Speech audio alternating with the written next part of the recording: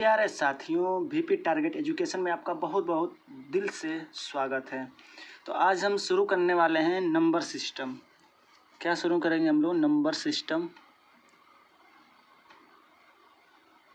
Number system जिसको हम लोग हिंदी में क्या कहते हैं? संख्या पद्धति कहते हैं। पद्धति कहते हैं। आज इसमें हम लोग बेसिक से समझेंगे, काफ़ी कायदे से हम लोग पढ़ेंगे इस चैप्टर को, और बहुत ही ये बेहतरीन चैप्टर है। तो चलिए शुरू करते हैं और देखते हैं। देखिए, सबसे पहले यदि बात की जाए नंबर सिस्टम में, तो आप जानिए अंक। अंक क्या होते हैं? तो कहेंगे 0, 1, 2, 3, 4, 5, 6, 7, 8, 9, यानी 0 से लेकर 9 तक। 0 से लेकर 9 तक के जितने भी ये होते हैं, इनको क्या बोलते हैं? हम अंक बोलते हैं। यानी 0 क्या है? अंक है। 1 क्या है? अंक है। 2 क्या है? अंक है। 9 क्या है? अंक है। ठीक है। उसके बाद हम लोग चलते हैं संख्या। संख्या क्या होता है? तो कहेंगे कि अंकों की सहायता से संख्या का निर्माण होता है। तो जैसे मान लीजिए हम 1 और 0 मिला दें तो क्या हो जाएगा? 10। तो इसमें 2 अंक हैं, 1 और 0, ये 2 अंक थे, और इन दोनों अंकों को मिलाने से क्या हुआ है? एक संख्या प्राप्त हुआ। वो संख्या क्या है? 10 है। इसी तरह से हम 99 कह सकते हैं। इसी तरह से हम 87 कह सकते हैं, 27 कह सकते हैं। 87 भी ले लीजिए। 2 और 7 आप कह सकते हैं, 2 भी अंक था, 7 भी अंक था, 8 भी अंक था, 7 भी अंक था। तो इनको मिलाने से क्या हुआ है? एक हमें जो है क्या हुआ है? संख्या प्राप्त हुआ है। ठीक है। तो अंक और संख्या आपको प्राप्त समझ में आ गया? चलिए, यानी 10 से जितनी संख्याएं शुरू होती हैं, वो सब के सब क्या होते हैं? संख्या होती हैं। ठीक है। अब उसके बाद से देखिए संख्या। संख्या क्या होता है ये जानिए। संख्या यानी कि जिसको कहते हैं हम लोग नंबर। क्या कहते हैं? नंबर। यदि हम नंबर की बात करें तो नंबर जो है आपके कई टाइप के होते हैं। नंबर आपके 3 प्रकार के होते हैं। कितने? 3 प्रकार के। यदि इसकी हम चर्चा करें आपसे, तो देखिए सबसे पहला जो होता है क्या होता है? वास्तविक होता है। वास्तविक संख्या। पहला क्या होता है? वास्तविक संख्या। दूसरा क्या होता है? काल्पनिक संख्या। क्या होता है? काल्पनिक संख्या। और उसके बाद से तीसरा होता है मिश्रित संख्या। क्या होता है? मिश्रित संख्या। ठीक है। क्लियर है यहाँ तक? अब देखिए जो वास्तविक संख्या होता है, आप वास्तविक संख्या को संख्या रेखा पर दर्शा सकते हैं। यानी सबसे इम्पोर्टेंट इसमें बात क्या है कि इसे संख्या रेखा पर दर्शाया जा सकता है। संख्या रेखा पर दर्शाया जा सकता है। संख्या रेखा पर दर्शाया जा सकता है। ठीक। तो ये आपकी क्या होती है? वास्तविक संख्याएं होती हैं। क्लियर है? उसके बाद हम चलते हैं काल्पनिक। तो काल्पनिक में क्या होता है? जब भी करनी में, ये ध्यान रहे, जब भी करनी में 1 हो, 2 हो, 3 हो, 4 हो, 5 हो, ऐसे करके कोई भी नंबर हो इसमें, यानी माइनस में करके हो, तो आप ये कह सकते हैं कि ये क्या होती है? इसको हम बोलते हैं काल्पनिक संख्या। क्या बोलते हैं? काल्पनिक संख्या बोलते हैं। ठीक है। और इसको हम आई से लिखते हैं। ठीक है। और आई क्या होता है? इसको आयोटा पढ़ते हैं। क्या पढ़ते हैं इसको? आयोटा। इसको क्या पढ़ते हैं हम लोग? आयोटा पढ़ते हैं। ठीक है। ये बात ध्यान है। करनी में जब भी ऋणात्मक में होगा कोई भी संख्या, तो आप उसे क्या कहेंगे? उसे कहेंगे ये क्या है? काल्पनिक संख्या है। क्या है वो? काल्पनिक संख्या है। क्लियर है? आयोटा उसको बोलते हैं। ठीक है, याद रखिएगा। उसके बाद से मिश्रित होता है। तो मिश्रित के अंतर्गत देखें तो 7 प्लस यदि आई हो जाएगा तो इसे हम क्या बोलेंगे? इसे हम बोलेंगे मिश्रित संख्या। क्या इसे बोलेंगे? मिश्रित संख्या बोलेंगे। क्लियर है यहाँ तक? चलिए, तो आपको वास्तविक समझ में आ गया होगा कि इसको रियल नंबर बोलते हैं, इसको इमेजिनरी नंबर बोलते हैं, और इसको क्या बोलते हैं, मिक्स नंबर बोलते हैं। मिक्स में क्या होता है, वास्तविक होता है प्लस में इसमें काल्पनिक होता है। ठीक है, आई इसमें हम ऐड कर दिए, तो आई क्या है, आयोटा है। ठीक है, ये काल्पनिक के लिए होता है। ठीक है, और जब भी करने में कोई संख्या होगा तो हमेशा किसको दर्शाएगा, वो हमेशा आपको जो है आपकी काल्पनिक संख्या को ही क्या करेगा, वो दर्शाएगा। ठीक है, चलिए उसके बाद से हम लोग आगे चलते हैं वास्तविक संख्या। इतना हो गया। अब जानिए आप लोग वास्तविक संख्या, अब इसके बारे में चर्चा कर रहे हैं हम। ठीक है, वास्तविक संख्या क्या, वास्तविक संख्या। यदि इस वास्तविक संख्या की बात करें तो वास्तविक संख्याएं दो प्रकार की होती हैं। कितने प्रकार की होती हैं, दो प्रकार की होती हैं। कौन कौन होती हैं, पहला होता है परिमेय संख्या, परिमेय संख्या। दूसरा होता है अपरिमेय संख्या,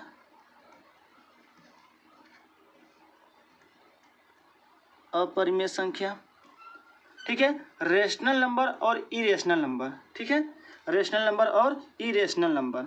ठीक है, आप शुरू से ये चीज़ पढ़ते हुए आ रहे हैं जिन्हें हम P/Q के रूप में लिख सकते हैं। ठीक है, जहाँ Q नॉट इक्वल टू 0, जहाँ Q का मान 0 नहीं होना चाहिए, और जहाँ P और Q जो है क्या होना चाहिए, इंटीजर नंबर होने चाहिए, यानी पूर्णांक होने चाहिए। ठीक है, तो ये बात याद रखिएगा, P/Q के रूप में वो परिमेय संख्या होता है जहाँ Q का मान 0 नहीं होना चाहिए। और अपरिमेय संख्या ये कहता है कि P/Q के रूप में ये अगर नहीं है, ठीक है, और Q का मान यदि 0 हो जा रहा है तो आप ये कह सकते हैं अपरिमेय होता है। ठीक है, यानी Q का मान 0 हो गया तो अपरिमेय, नहीं हुआ तो कह सकते हैं कि परिमेय संख्या होगा। ठीक है, अब कुछ इसके अंतर्गत हम उदाहरण समझ लेते हैं, आप ये बात याद रखिएगा। जैसे यदि हम चर्चा करें आपसे तो हम कह देंगे बताइए 2/4 क्या है, तो आप कहेंगे परिमेय संख्या, क्योंकि बट्टा के रूप में है। ठीक है, हम कह देंगे माइनस में 3/4 हो, तो देखिए परिमेय संख्या के रूप में है, माइनस आ गया तो कोई बात नहीं, तभी परिमेय संख्या ही कहलाएगा। ठीक है, अगर हम चर्चा करें आपसे, कह दें कि 0.3 के ऊपर बार, यानी बार वाली जो संख्याएं होती हैं वो संख्याएं भी परिमेय संख्या के अंतर्गत ही आती हैं। तो 0.3 का बार लिखने का मतलब क्या होता है कि 3 जो है रिपीट हो रहा है। अगर इसको हम परिमेय संख्या के रूप में लिखे तो इसको 3 बटा हम क्या लिख सकते हैं, 10 के रूप में लिख सकते हैं। ठीक है, यानी कि 1/3 इसको सॉल्व करने पर आएगा, 3/9 लिख सकते हैं, सॉरी। ठीक है, 3/9 लिख सकते हैं, और इसको यदि हम सॉल्व करें तो 1/3 इसका आंसर आ जाएगा। ठीक है, अच्छा, अगर लिखें, हम लिख दें 0.49 और इसके ऊपर हम बार लगा दें तो इसको भी आप कह सकते हैं कि ये भी क्या है, परिमेय संख्या ही है। ठीक है, अगर 0.49 लिख दें और 9 के ऊपर बार लगा दें तब भी ये क्या होगा, आपका परिमेय संख्या ही होगा। ठीक है, यदि कोई करनी के अंदर है और वो करनी से बाहर निकल जा रहा है तो वो भी आपका परिमेय संख्या ही कहलाएगा। क्या कहलाएगा, परिमेय संख्या ही। जैसे मान लीजिए लिख दिए करनी में, मान लीजिए लिख दिए 25, तो आपको पता है करनी में 25 की वैल्यू क्या होती है, 5 होती है। लिख दिए करनी में 81, ये भी करनी से बाहर निकल जा रहा है, इसका मतलब ये भी क्या होगा, परिमेय संख्या ही होगा। अगर हम लिख दिए घनमूल में कितना, 81, क्या सही है, 3 त्रिक 9, 9 त्रिक 27, नहीं सही है, क्योंकि घनमूल से ये बाहर नहीं निकल जाएगा, यानी पूरा करनी से बाहर नहीं निकल पाएगा। इसके वजह से आप कह सकते हैं कि ये नहीं होगा। लेकिन अगर यहीं पे हम 2 7 कर दें, यानी 27 कर दें, तो आप घनमूल में 27 का वैल्यू क्या होता है, 3 होता है, इसका मतलब ये परिमेय संख्या हो जाएगा। ठीक है, अब सबसे इम्पोर्टेंट क्वेश्चन है कि 0 क्या है, 0 क्या है, परिमेय है कि अपरिमेय है। तो ये बात याद रखिएगा, 0 को हम क्या लिख सकते हैं, 0/1 लिख सकते हैं। इसका मतलब ये है कि ये क्या कहलाएगा, आपका परिमेय संख्या कहलाएगा। ये बात अच्छे से याद रखिएगा। ठीक है, अगर इसके बाद हम इसमें चलते हैं तो आपको पता है कि यदि Q का मान 0 हो गया, क्या बताएं अभी, Q का मान यदि 0 हो गया तो आप कहेंगे वो अपरिमेय संख्या होता है। यानी अगर हम कह दें 4/0 क्या है, तो आप कहेंगे ये क्या है, आपका अपरिमेय संख्या है। क्योंकि जब भी किसी संख्या में 0 से डिवाइड किया जाता है इसका वैल्यू क्या मिलता है, इनफाइनाइट मिलता है। ठीक है, यानी कि यहाँ से एक चीज़ सिद्ध हो गया कि आपसे हम पूछ दें बताइए इनफाइनाइट क्या है, तो आप कहेंगे इनफाइनाइट भी जो है आपका क्या है, अपरिमेय संख्या है। क्या, अपरिमेय है। अब पूछेंगे अपरिमेय क्यों है, क्योंकि अभी देखें हम लोग कि जब भी किसी संख्या में 0 से डिवाइड किए हैं तो वो इनफाइनाइट मिला है। तो क्या इनफाइनाइट जब मिला है तो इनफाइनाइट अपरिमेय संख्या ही तो होगा। इसका मतलब ये है कि हम कह सकते हैं कि इनफाइनाइट इनफाइनाइट हमारा क्या होता है, अपरिमेय होता है, और जीरो क्या होता है, हमारा परिमेय होता है। यहाँ तक बोलिए कि आप लोगों को समझ में आया कि नहीं आया। अगर आपको समझ में आया हो तो ज़रूर कमेंट बॉक्स में करके बताइए, नहीं आया तो भी आप कमेंट बॉक्स में जो है करके ज़रूर हमें बताएं कि आपको कितना समझ में आया है। देखिए यही बेसिक है, ठीक है। आप बस इतना समझिए कि आपको हम क्या बता रहे हैं, ठीक है। करने से बाहर निकलेगा, करने से पूर्ण रूप से बाहर निकल गया तो भी आपका परिमेय होगा, ठीक है। अगर इसके ऊपर दशमलव लग के बार है अगर, तो भी क्या होगा, परिमेय होगा। लेकिन अगर एक ही संख्या, अगर एक क्वेश्चन और पूछ दे, बताइए जो पाई होता है, ध्यान दीजिएगा, जो पाई होता है वो पाई क्या है, पाई क्या है, तो आप कहेंगे पाई जो होता है, यहाँ पे पाई जो है अपरिमेय के अंतर्गत आता है, ठीक है। पाई अपरिमेय के अंतर्गत आता है, और जो पाई की वैल्यू 22/7 होती है, वो 22/7 क्या हो जाएगा, वो परिमेय संख्या के अंतर्गत आएगा। लेकिन जो वो पाई की वैल्यू जो 3.14 होता है समथिंग में कुछ करते हुए, वो वैल्यू कभी जो है आप उसको बट्टा में नहीं लिख सकते हैं, तो इसलिए ये क्या होता है, अपरिमेय संख्या होता है, ठीक है।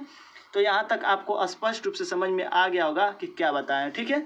जैसा कि देखिए अब ये बताएं, अंक क्या होता है, 0 से लेकर 9 तक जितने होते हैं ये सब अंक कहलाते हैं। अंकों की सहायता से क्या होता है, संख्या का निर्माण होता है। संख्या 3 प्रकार की होती है, वास्तविक संख्या, काल्पनिक संख्या, मिश्रित संख्या। वास्तविक संख्या जिसे हम संख्या रेखा पर प्रदर्शित कर सकते हैं या दर्शा सकते हैं। तो जो आप लोग स्केल देखते हैं, ठीक है, जो स्केल देखते हैं उस पर नंबर आप देखते होंगे 0 1 2 3 4 ऐसे करके लिखा होता है, ठीक है। तो इसका मतलब ये वो सब वास्तविक संख्या उस पर होती है, ठीक है। काल्पनिक संख्या जो करने में होगा और माइनस के साथ कोई संख्या दी होगा तो वो सब के सब काल्पनिक संख्या के अंतर्गत आएगा, ठीक है। मिश्रित संख्या क्या होता है, अगर हम वास्तविक संख्या में यदि हम आई को जोड़ दें तो क्या हो जाता है, मिश्रित संख्या बन जाता है, ठीक है। तो संख्या ये 3 प्रकार के हो गए। उसके बाद हम लोग देखें तो वास्तविक संख्या क्या होती हैं, तो वास्तविक संख्याओं को अगर हम समझें तो वास्तविक संख्याएं 2 प्रकार की होती हैं, परिमेय संख्या और अपरिमेय संख्या। परिमेय संख्या बता दिए P/Q के रूप में, जहाँ Q का मान 0 नहीं होना चाहिए, ठीक है, जहाँ P और Q दोनों पूर्णांक होने चाहिए। ये अपरिमेय संख्या है जिसको हम P/Q के रूप में लिख सकते हैं, और Q का मान 0 हो तो भी आपका अपरिमेय संख्या ये कहलाएगा, ठीक है। जैसा कि हम बता दिए कि 0 क्या है, परिमेय है, इनफाइनाइट क्या है, अपरिमेय है। तो यहाँ से 2 चीज़ें आपको स्पष्ट हो गई होंगी, ठीक है, कि 0 और इनफाइनाइट कौन परिमेय है और कौन अपरिमेय है, ठीक है, स्पष्ट है। चलिए, जब इतना क्लियर हो गया होगा तो हम लोग आगे चलते हैं और आगे की पॉइंट को क्या कहते हैं हम लोग समझते हैं। आगे देखेंगे हम लोग परिमेय संख्या को, ठीक है, किसको, परिमेय संख्या को। आगे का जो पॉइंट है वो क्या है, परिमेय संख्या।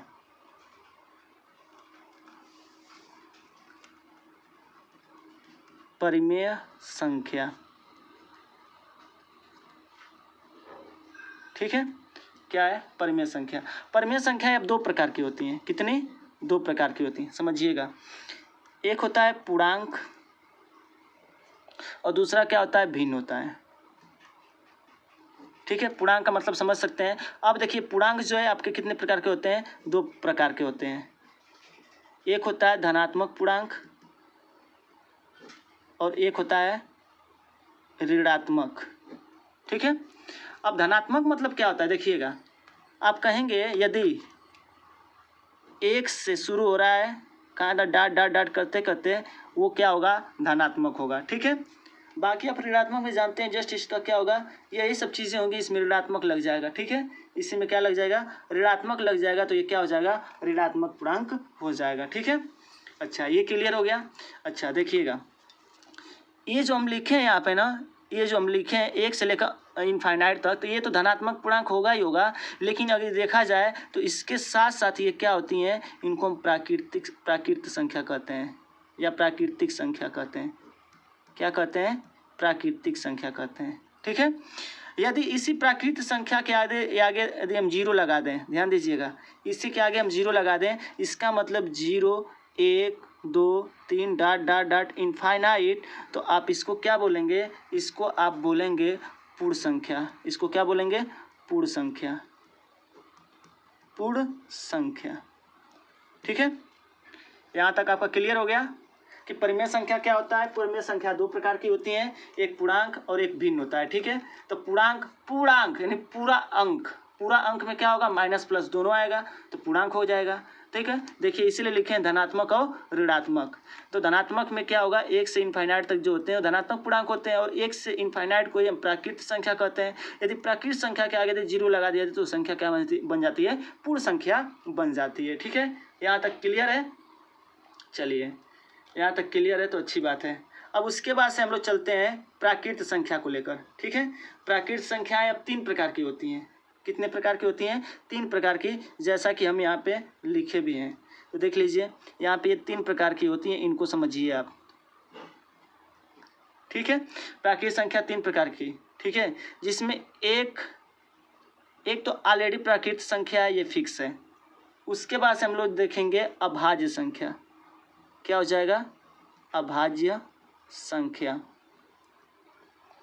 उसके बाद से दूसरा क्या आता है, अब ये भाज्य संख्या। क्या हो जाएगा, भाज्य संख्या। बोलिए, यहाँ तक क्लियर है? कुछ है नहीं ज़्यादा। ठीक है, प्राकृत संख्या में आप जान ही लिए कि 1 से लेकर इनफाइनाइट तक ये सब के सब क्या थे, प्राकृत संख्या थे। ठीक है, तो हम थोड़ा सा इसका वर्णन जो है थोड़ा सा इधर हम कर दे रहे हैं, नीचे कर दे रहे हैं। ठीक है, समझिएगा आप। यहाँ पे हम लोग को क्या समझना है, प्राकृत संख्या, प्राकृत संख्या। और आपको अभी हम बता भी दिए हैं कि 1 से शुरू होगा डॉट डॉट डॉट इनफाइनाइट तक। ठीक है, ये क्या होगा, प्राकृत संख्या होगा। और इसी प्राकृत संख्या में आपको बताया कि इसको जो है 3 भागों में बांटा गया। तो 1 से शुरू हो रहा है तो 1 इसमें क्या है, 1 इसमें तो छोड़ दीजिए। 1 न तो ये तो प्राकृत संख्या होता है 1, लेकिन न तो ये भाज्य होता है ना तो अभाज्य होता है। ठीक है, तो इसमें 3 भाग में इसको बांटा गया। अब थोड़ा सा हम लोग चर्चा कर रहे हैं किसके बारे में, भाज्य और अभाज्य के बारे में। थोड़ा सा अच्छे से समझिएगा, बहुत ही अच्छा। ये क्लियर है? चलिए अब आगे थोड़ा सा इधर हम चर्चा करते हैं ऊपर से। तो यहाँ पे लिख लेते हैं हम लोग प्राकृत संख्या। क्या हो जाएगा, प्राकृत संख्या। तो अभी हम बता दिए प्राकृत संख्या 3 प्रकार की होती हैं, जिसमें 1 को छोड़ दीजिए। चलिए हम यहाँ पे एक बार फिर से यहाँ लिख देते हैं। यहाँ देखिए 1, और यहाँ पे हम लिख लेते हैं अभाज्य संख्या, और दूसरा यहाँ पे भाज्य संख्या। ठीक है, अगर देखा जाए अभाज्य संख्या को ही हम बोलते हैं रूढ़ी संख्या। क्या बोलते हैं, रूढ़ी संख्या बोलते हैं, ये बात याद रहे। अब यहाँ जानिए अभाज्य संख्या क्या होते हैं, जिनके केवल 2 फैक्टर हों। क्या, 2 फैक्टर हों, 2 फैक्टर हो। और भाज्य संख्या क्या होता है, तो कह सकते हैं 2 फैक्टर एबव। यानी आप ये कह सकते हैं जिसका फैक्टर 2 से अधिक हो। ठीक है, और जिसका 2 फैक्टर हो वो क्या होता है, अभाज्य संख्या। उसी को हम क्या बोलते हैं, रूढ़ी संख्या भी बोलते हैं। ठीक है, अब मतलब क्या कहने का, सुनिएगा ध्यान से। अब यहाँ पे हम जो भी संख्या बटेगी ये इसी में से बटेगी, 1 से इनफाइनाइट से ही संख्याएं बटेंगी।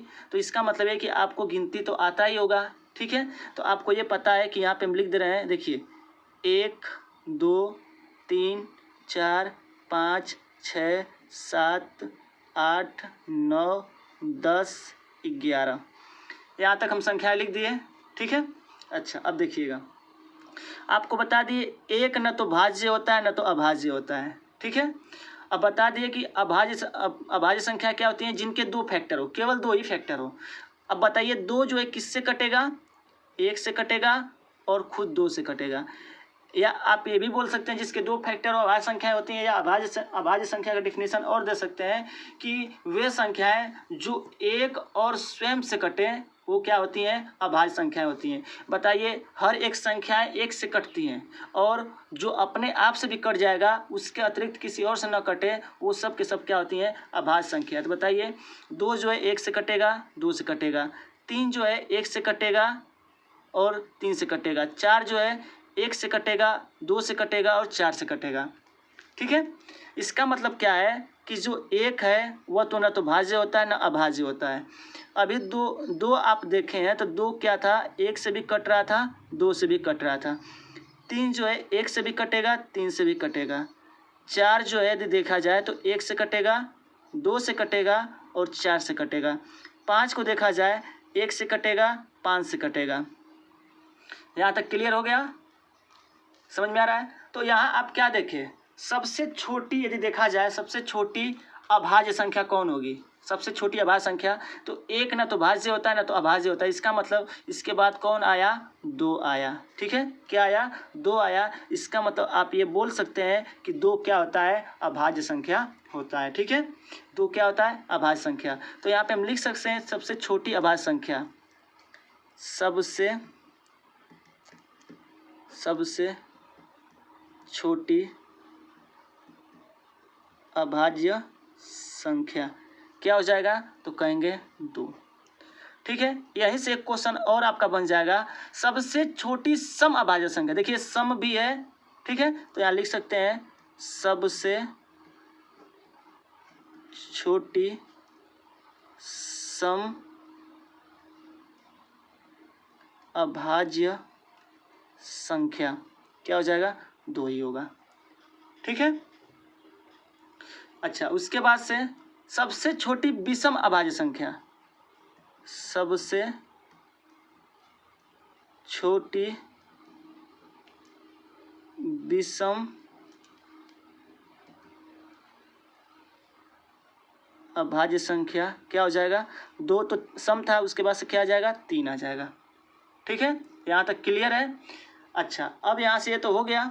उसके बाद से अब यहाँ से पूछा जाए सबसे छोटी, ठीक है, ये तो हो गया। 3 इसमें क्वेश्चन बने हैं, सबसे छोटी अभाज्य संख्या 2, सबसे छोटी सम अभाज्य संख्या 2, सबसे छोटी विषम अभाज्य संख्या 3 हो जाएगा। ठीक है, यहाँ तक क्लियर है?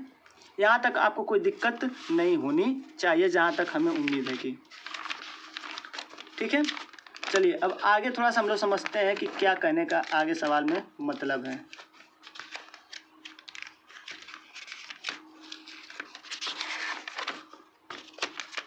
एक मिनट थोड़ा देखते हैं पेज है कि नहीं है।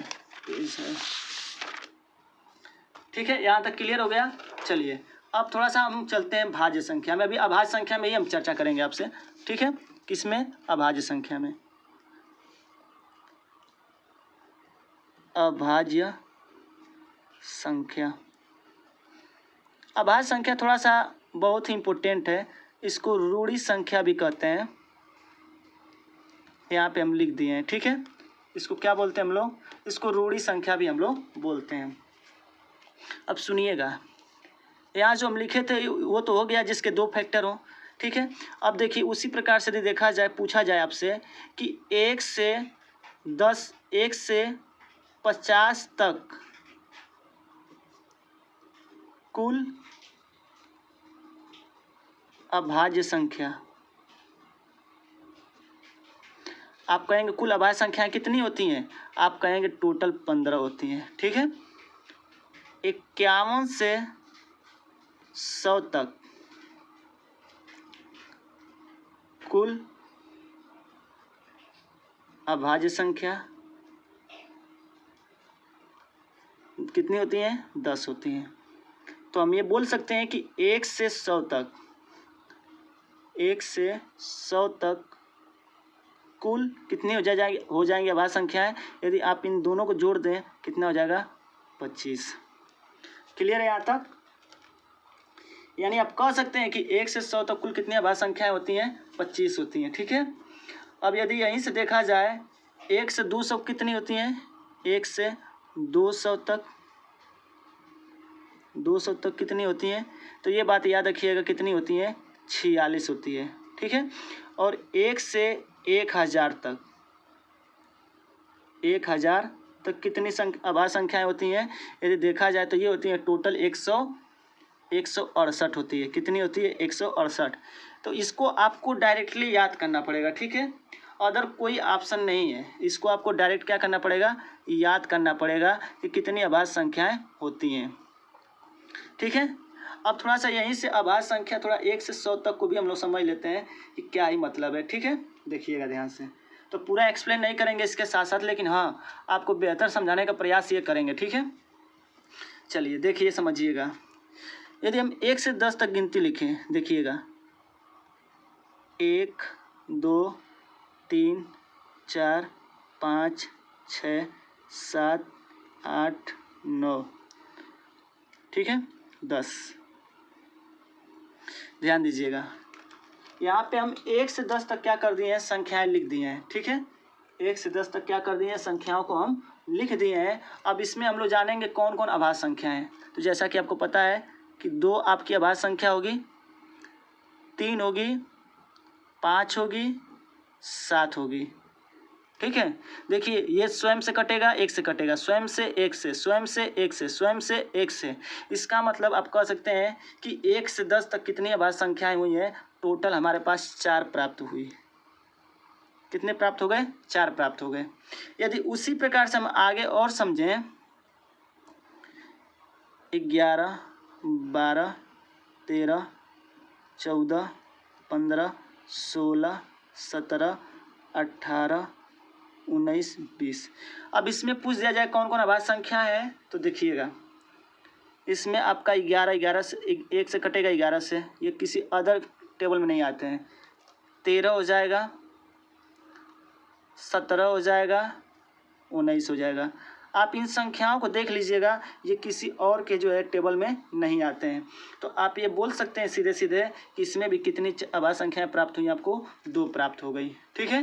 कितनी प्राप्त हुई, 2 प्राप्त हुई, ठीक है। तो अब ऐसे जो है हम 100 तक लिखते जाएंगे गिनती, तब तो उसमें हम पता करेंगे कौन अभाज्य संख्या कौन अभाज्य संख्या नहीं है, ठीक है। इसके लिए जो है आपको एक हम नंबर यानी कह सकते हैं, जैसे एक मोबाइल नंबर आप याद कर लेते हैं, वैसे ही आप इसको भी याद कर लीजिए। यहाँ से आपको टोटल अभाज्य संख्याएं ज्ञात हो जाएंगी, ठीक है। तो वो नंबर देखिए, तो वो नंबर होगा, यह देखिएगा, ये ट्रिक हम बता दे रहे हैं, 44 22 32 23 21, ठीक है। अब देखिए यहाँ कहने का मतलब क्या है, ये जो दर्शाया जा रहा है कि ये आपका 1 से 10 तक जो है अभाज्य संख्याएं हैं, यानी 1 से 10 तक के बीच जो है 4 अभाज्य संख्याएं पड़ती हैं, ठीक है। ये 11 से 20 के बीच कितनी अभाज्य संख्याएं पड़ती हैं, आप कहेंगे 4 पड़ती हैं, ठीक है। सॉरी 10 से 20 के बीच में, और ये 20 से 30 के बीच में 2 पड़ती हैं, 30 से 40 के बीच में 2 पड़ती हैं, 40 से 50 के बीच में, ऐसे करते करते। तो आप इन सभी को जोड़ लीजिए, आप टोटल इन सबको जोड़ेंगे तो कितने मिलेंगे, 25 मिलेंगे। आप देख लीजिए, 4 4 8 2 10 2 12 3 15, तो देखिए 10 20 30 40 50, यानी 50 तक कितनी अभाज्य संख्या आपको बताए थे, हम बताए थे टोटल यहाँ पे 15, देखिए 15 ही हुआ है। फिर उसके बाद से 60 70 80 90 100, यानी देखिए यहाँ अगर आप आएंगे तो ये टोटल आपको कितनी मिल जाएंगी, 10, टोटल मिलाकर आपको 25 अभाज्य संख्याएं प्राप्त हो जाएंगी, ठीक है। क्लियर है। उसके बाद से देखा जाए, आगे समझिएगा, ये 25 तक हो गए टोटल, अब ऐसे याद कर लीजिए, क्लियर हो जाएगा। अब देखिए कुछ, अब ये इतने इजी तो नहीं पूछेगा, आप 4 ऑप्शन में आपको दे देगा, कह देगा बताइए निम्नलिखित में से कौन अभाज्य संख्याएं हैं। तो अभाज्य संख्या निकालने के लिए एक फार्मूला होता है, क्या होता है, फार्मूला होता है, वो फार्मूला होता है 6k ± 1, ठीक है। आप इस पे रखेंगे तो आपको पता चल जाएगा कोई संख्या पर अभाज्य है कि नहीं है, ठीक है। यानी कहने का मतलब क्या है, जैसे देखिए यदि k का मान हम 2 ले लें, ध्यान दीजिएगा, k का मान क्या ले लें, हम 2 ले लें, तो k का मान यदि हम 2 ले लेंगे तो 6 दूना के 12, 12 में 1 जोड़ देंगे तो क्या हो जाएगा, 13, 13 क्या है, आपका अभाज्य संख्या है, क्लियर है। उसके बाद से फिर 6 दूना के 12, 12 में से 1 घटा देंगे तो क्या हो जाएगा, 12 में से तो 11, यानी आपको ये पता है कि 13 और 11 क्या होते हैं, दोनों के दोनों अभाज्य संख्याएं होती हैं, ठीक है, क्लियर है। अच्छा, अब जरूरी नहीं कि 2 ही रखें, आप k का मान 6 भी लेके चेक कर सकते हैं। देखिए 6 के 36, 36 में से 1 जाएगा, कितना हो जाएगा, 35, अगर एक घटाएंगे तो 35 मिलेगा आपको, ध्यान दीजिएगा, ठीक है। और 1 जोड़ेंगे तो क्या मिल जाएगा, 36, सॉरी 6 के 36 और 36 में 1 जोड़ देंगे 37, ठीक है, 37 और ये 35। इसका मतलब आपको क्या यहाँ से पता चला कि लगभग अगर देखा जाए तो 70 से 80% जो है अभाज्य संख्याएं इस रूप में अगर आप तोड़ लेते हैं तो वो अभाज्य संख्याएं हो जाएंगी। लेकिन कुछ ही ऐसे होते हैं जो नहीं मिलते हैं, तो ठीक है। तो ज़रूरी नहीं है कि अभाज्य संख्याएं 6 के ±1 के रूप में हो, ये ज़रूरी नहीं होता है, ठीक है। ये क्लियर है। तो ये अभाज्य संख्या आपको हम बता दिए। पेपर में यहाँ से बहुत सवाल भर के पूछे जाते हैं, पूछ देता है डायरेक्टली बताइए 70 से 100 के बीच कितनी अभाज्य संख्याएं होती हैं। तो अब आप टेबल गिनती लिखेंगे, गिनती लिखने के बाद जो है क्या करेंगे, उसमें छाटेंगे, छाटने के बाद काउंटिंग करेंगे, फिर बताएंगे। आप इसको याद रखिए और इसको याद रखेंगे डायरेक्ट 44, 22, 32, 23, 21 याद रखेंगे तो यहाँ से आप इजीली छाट लेंगे, ठीक है। जैसे हम 70 से 100 के बीच में बोल रहे हैं तो बताइए 70 कहाँ शुरू हो रहा है, 70 यहाँ शुरू हो रहा है, 60 यहाँ तो 70 यहाँ, तो 1 5 5 3 8, तो कह सकते हैं 70 से 100 के बीच कितनी अभाज्य संख्याएं होती हैं, तो कह सकते हैं 70। जहाँ 70 देखिए 70 से पूछा है, 70 से, ठीक है ना, तो 70 कहाँ शुरू हो रहा है, तो 70 आपका यहीं से शुरू हो रहा है, इसलिए इसको भी हम ऐड करेंगे। तो इसलिए टोटल कितनी हो जाएंगी, 5 3 8 जो है क्या हो जाएंगी, अभाज्य संख्याएं हो जाएंगी, ठीक है। क्लियर है। तो अभाज्य संख्या आपको समझ में आ गया होगा, ठीक है। अब थोड़ा सा जान लीजिए आखिरी जो इसमें का पॉइंट है वो है अभाज्य संख्या। क्या है, सॉरी, भाज्य संख्या, ठीक है। भाज्य संख्या क्या होता है, तो कह सकते हैं जिसके 2 से अधिक फैक्टर हों। जैसे देख लीजिए 1 2 3 4 5 6 7 8 9 10, यानी आप सिंपल कह सकते हैं वे संख्याएं जो 1 से, स्वयं से और उसके अतिरिक्त भी किसी संख्या से कटती हैं, वो संख्या क्या कहलाती हैं, भाज्य संख्या कहलाती हैं, ठीक है। तो यदि भाज्य संख्या की बात करें तो देख लीजिए 4 हो जाएगा, 6 हो जाएगा, 8 हो जाएगा, 10 हो जाएगा। यानी एक बात जानिएगा, 2 तो आपका अभाज्य था। यहाँ से क्वेश्चन में आप फंस सकते हैं, कोई पूछे भाज्य संख्या बताइए तो आप कहेंगे 2, तो ये गलत हो जाएगा, ठीक है। तो 2 क्या होता है, अभाज्य संख्या होता है। तो 2 अभाज्य संख्या था इसलिए 2 नहीं होगा। 3 भी अभाज्य था, 3 भी हटा दीजिए। 4 आपका क्या होगा, भाज्य संख्या। तो पूछा जाता है सबसे छोटी भाज्य संख्या क्या होगी, तो आप कहेंगे 4 होगी, ठीक है। यहाँ लिख सकते हैं हम लोग, सबसे छोटी भाज्य संख्या 4। और यहाँ से क्वेश्चन और कह सकते हैं सबसे छोटी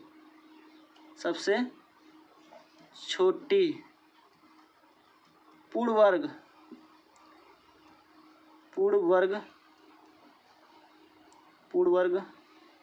भाज्य संख्या 4 ही होगी, क्योंकि 4 क्या है, वर्गमूल 2 का होता है, ठीक है। आप ये बोल सकते हैं, ठीक है। बहुत ही इम्पोर्टेंट है ये भाज्य संख्या। तो अब देखिए 4 किससे किससे कटेगा, 1 से, 2 से, 4 से। इसलिए देखिए 1 और स्वयं के अतिरिक्त भी किसी संख्या से कट गया, इसलिए कह सकते हैं भाज्य कहलाएगा, ठीक है। वैसे 6 का ले लीजिए, 1 से कटेगा, 2 से कटेगा, 3 से कटेगा, 6 से कटेगा, इसलिए हम कह सकते हैं कि ये क्या कहलाएगा, आपका भाज्य संख्या कहलाएगा, ठीक है। तो साथियों यहाँ तक उम्मीद है कि आपको ये आज नंबर सिस्टम समझ में आया होगा। नेक्स्ट टॉपिक में हम जो है आपको बताएंगे, ये ध्यान दीजिएगा, नेक्स्ट टॉपिक में आपको हम बताएंगे यूनिट डिजिट, ठीक है। इकाई अंक ज्ञात करना, जैसा कि पिछले वीडियो में तो बता ही चुके हैं, लेकिन कुछ और भी टॉपिक बचे होंगे जिसमें उसमें तो वो हम सब आपसे चर्चा करेंगे, ठीक है। तो साथियों उम्मीद है कि आपको ये वीडियो कैसा लगा होगा। अच्छा लगा तो जरूर कमेंट करके बताएं, बुरा भी लगा तो भी आपको कमेंट करके जरूर बताएं। चैनल पर नए तो चैनल को सब्सक्राइब कर लें, और फेसबुक पे है तो फेसबुक चैनल को हमारे फॉलो कर लें, ठीक है। मिलते हैं अपने नेक्स्ट वीडियो में ऐसे ही बेहतरीन पॉइंट टॉपिक को लेकर। तब तक के लिए जय हिंद, जय भारत, खुश रहिए, मस्त रहिए, बड़ों का सम्मान कीजिए।